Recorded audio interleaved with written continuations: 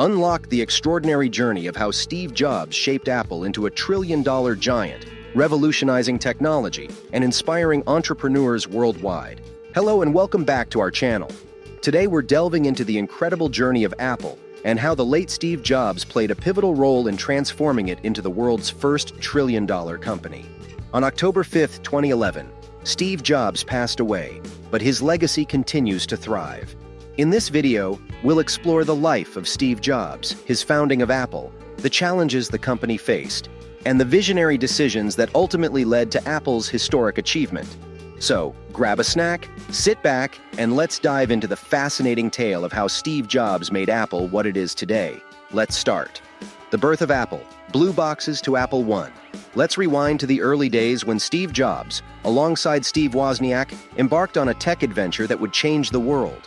Beginning with blue boxes, devices for free calls, Jobs and Wozniak transitioned to a more groundbreaking venture, the Apple, and born out of their fascination with kit computers at the Homebrew Computer Club, the duo's journey took a significant turn. With Wozniak as the mastermind behind the technical intricacies and Jobs steering the ship with his sales acumen, the pair introduced the Apple I, a PC kit requiring users to add their monitor and keyboard. This humble beginning laid the foundation for Apple's ascension. By 1976, they had garnered enough attention and capital to take the plunge into the big leagues, officially incorporating Apple. The Apple II emerged as the game changer. While not cutting edge, it allowed computer enthusiasts to craft and sell their programs. Notably, VisiCalc, a precursor to Excel, was among these user-generated programs, showcasing the first inklings of Apple's future in software. As Apple went public in 1980, the dynamic duo of Jobs and Wozniak had already set the tone for the company's trajectory. The roller coaster ride begins. As Apple soared with the success of the Apple II, the company faced internal turbulence. By 1978, it had amassed $2 million in profits, driven largely by the innovative computer. However, the dynamic duo of Jobs and Wozniak faced challenges due to their distinct personalities.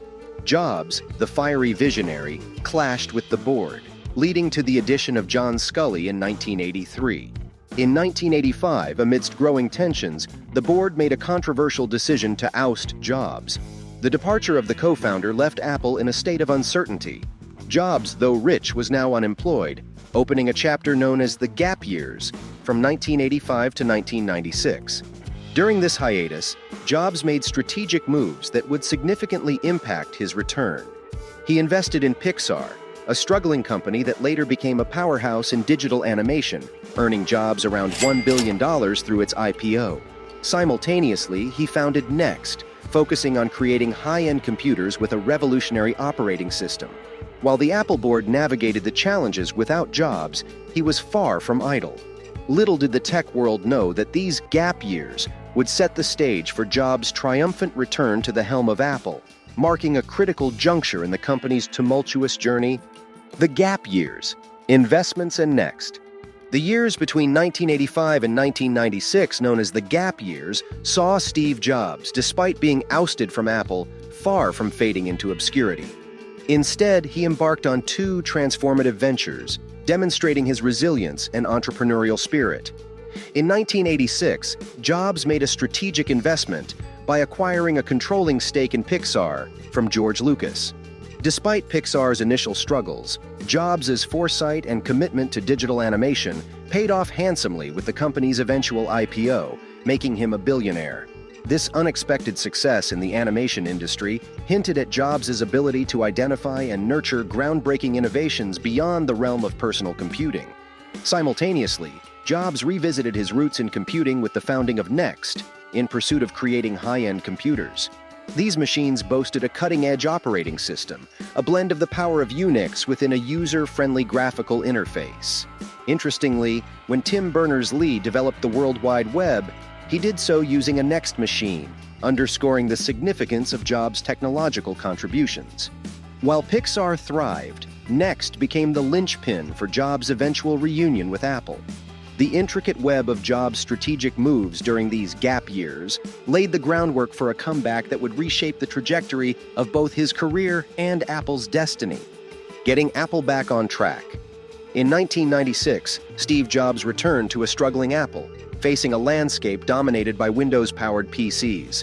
The company he co-founded was in dire straits, and Jobs found himself at the helm once again, ready to orchestrate a remarkable turnaround. Jobs wasted no time in charting a course to rejuvenate Apple. A crucial step in this process was seeking a lifeline from an unexpected ally, Bill Gates and Microsoft. In 1997, Apple received a $150 million investment from Microsoft, a move that raised eyebrows but provided much-needed financial support. Jobs strategically allocated these funds, intensifying advertising efforts while trimming non-producing areas of research and development. The Next operating system, initially developed during Jobs' gap years, played a pivotal role in Apple's resurgence. This technology became the foundation for the iMac, Apple's first major success in the personal computer market for a considerable period. The iMac's sleek design and user-friendly interface captured the market's attention, marking a turning point for Apple. The subsequent years witnessed a string of triumphs under Jobs' leadership. From the groundbreaking iPod in 2001 to the revolutionary iPhone in 2007, Apple's product lineup reshaped industries. The launch of iTunes as an e-commerce store and the establishment of iconic Apple stores further solidified the company's influence. As Jobs stepped down as CEO, leaving an indelible mark on Apple's trajectory, the company was not just a tech giant, but a global cultural phenomenon. The bottom line, lessons from Steve Jobs. As Steve Jobs stepped down from the CEO position, Apple had evolved into a juggernaut, fiercely competing for the world's largest market cap.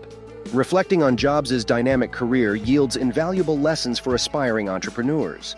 Firstly, Jobs demonstrated that innovation alone is insufficient. It must be coupled with effective marketing. The success of Apple's products was not solely due to their groundbreaking features, but also the result of Jobs' unparalleled ability to showcase them compellingly. Secondly, Jobs' journey was far from linear, emphasizing that there are no straight paths to success. Despite early wealth, he faced setbacks and even got ousted from the very company he co-founded. Instead of conforming, Jobs bided his time, returned, and his unique approach was recognized as genius. Jobs' life serves as a testament to the entrepreneurial spirit's hubris, the belief that one can surpass existing boundaries. Whether to emulate or simply marvel at, this audacity remains a beacon for all innovators. In wrapping up this exploration of Steve Jobs and Apple's journey, we've only scratched the surface. The life of every successful entrepreneur, including Steve Jobs, offers profound lessons. The audacity of the entrepreneurial spirit, the belief that you can achieve something bigger and better, is a beacon worth studying and marveling at. Steve Jobs' legacy lives on, not just in the devices we use, but in the enduring lessons he left behind. If you enjoyed this deep dive into the legacy of Steve Jobs and Apple, don't forget to hit the like button, subscribe for more content, and share your thoughts in the comments below. Thanks for watching. Until next time, keep exploring.